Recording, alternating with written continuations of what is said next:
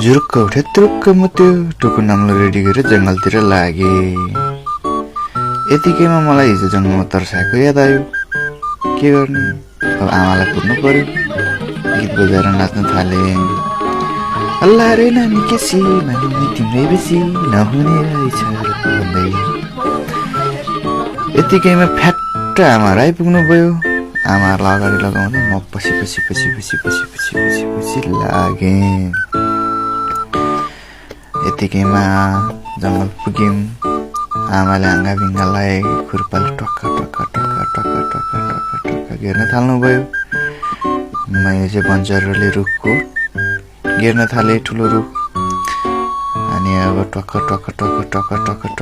लाएर गेडेर चट्ट लाएर जम्मा गरे। त्यसपछि पक्क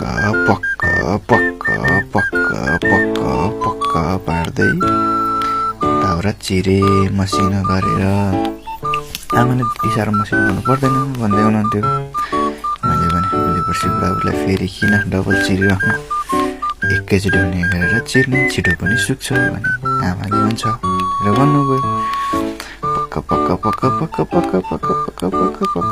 पक्क पारेर चिरे। यति सजिलो थियो कि त्यो टुप्पा गएर मजाले चिरे। अब यो एउटा लास्टको फेदको गिँड एउटा थियो।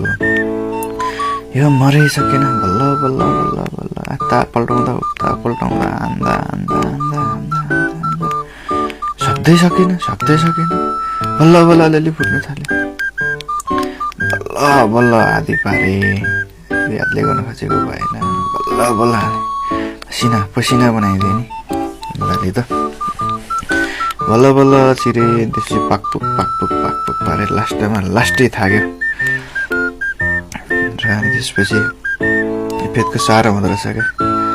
अति भयो फ्याल्दे। त्यसपछि सुगा थियो। हात त पुरा ठेला उठेको रहेछ। टट्टाइरहेको थियो। के गर्ने साथीहरू, गाउँले जिन्दगी यस्तै हो होइन। त्यसपछि मैले एक बारी दाउराको बारी हाले, घरतिर लागे होइन। यस्तै हो गाउँले दुखी जीवन। हजुरलाई भिडियो कस्तो लाग्यो लाइक कमेन्ट सेयर सब्सक्राइब गर्न नभुल्नु।